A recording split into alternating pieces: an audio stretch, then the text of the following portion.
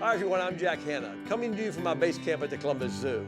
And this is Freddie, a zorilla. He's black and white. Neat colors, huh? From camouflage to communication, an animal's color can be key to its survival. And it's no different for creatures with no color at all. So get ready to check out 10 black and white animals that I'll never forget. Hey Freddie, you black and white or white and black? Huh? Tell me, come here Freddie. Oh, Freddie.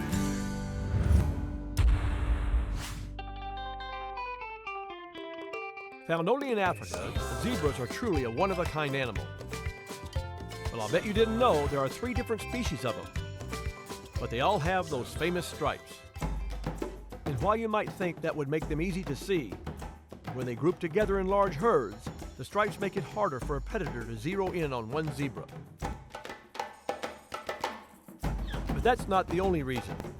The zebra's #1 predator, the lion, is colorblind. So instead of standing out against the green grass and blue skies, the black and white zebra blends into a field of gray.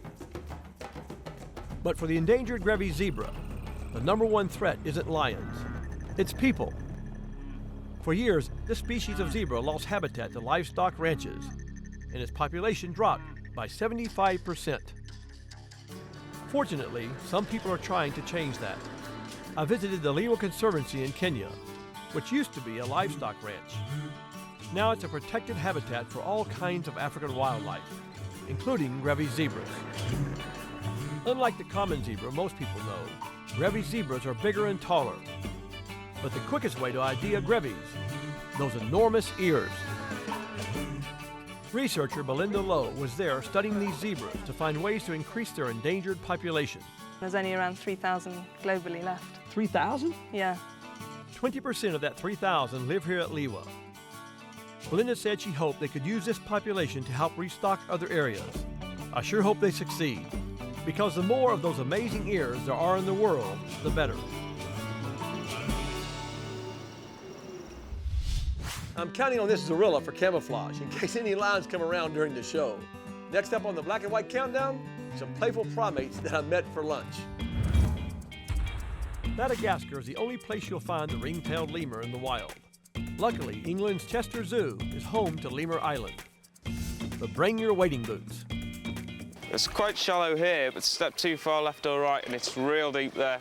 Don't worry, I got it. I'm not gonna fall in. These lemurs didn't look so convinced, but they were glad I made it.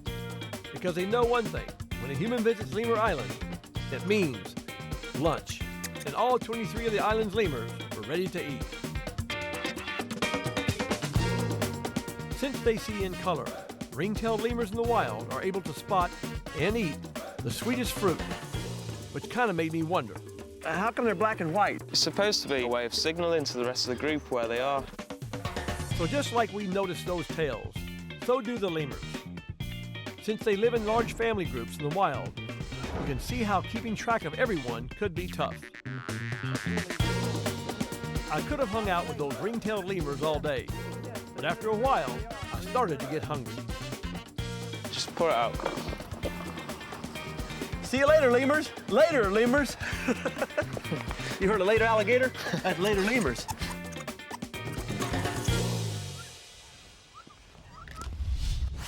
Later lemurs, hello penguins.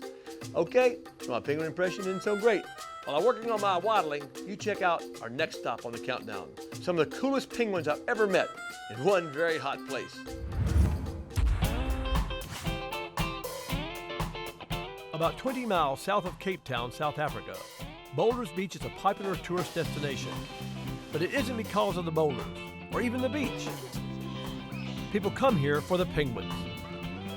That's right, at Boulders Beach, a colony of African penguins and people share this beautiful spot. It's like no other place in the world, especially Antarctica. That's the kind of cold weather climate most people think of when they think of penguins.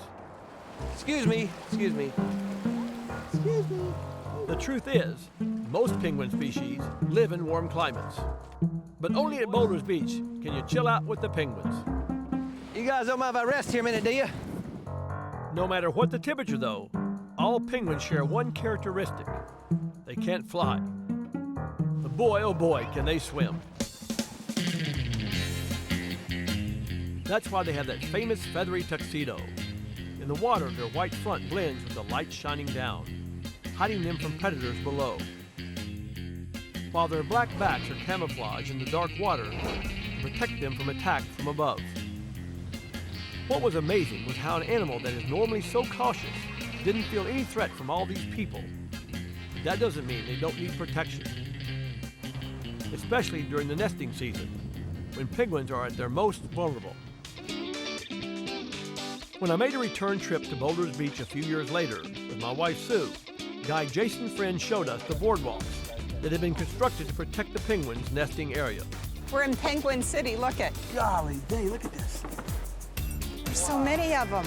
How many? Jason estimated there are about 3,000 penguins living here. And thanks to protections like this, they're hoping those numbers will keep going up. Now they built this boardwalk where all of us can enjoy it from up here and see just every stage of life, the mating, the courting, the laying the eggs. Every single stage is right here on this beach. The boardwalks were a great way to see conservation in action. But don't worry, a short walk away, you could still get close to the Boulders Beach penguins. I can't get over this. Look at these people walking around these penguins. And I'll tell you what, there's nothing like having a once-in-a-lifetime experience for the second time. Coming up, I try to figure out how to say Qual, qual, qual, Qual. qual. when Wild Countdown continues.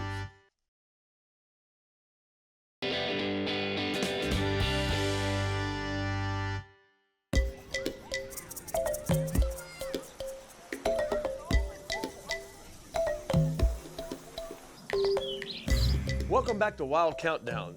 Today, we're in the two-tone zone with those amazing animals who live their life in black and white. Next, in the number 7 spot, another amazing experience. My wife Susie and I found number 7 in the city-state of Singapore at the Jurong Bird Park.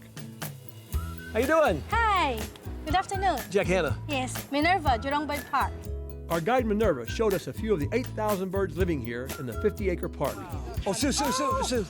A riot of colorful feathers. Bye-bye. Bye-bye. Bye-bye.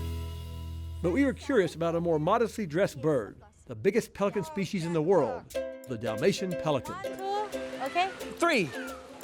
Okay, good. Even the juveniles were huge, with appetites to match. Oh, I got it! Meanwhile, their parents can eat 4 pounds of fish every day. Fully grown, a Dalmatian pelican can grow to be 6 feet long, with a 10-foot wingspan. But one thing we noticed about these Dalmatians, no polka dots. I did have another question. At home, our Dalmatian dogs are black and white. The most striking characteristic of a Dalmatian is the feathers on the head. So the one that looks like he just This got one. out of the shower Yes, and towel dried his feathers. Yes. That's Okay, the Dalmatian. Sue. See you later, pelicans.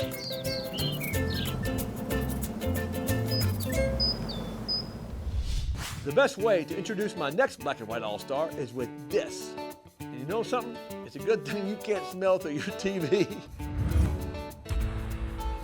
For most people, Hollywood, California means one thing: movie stars.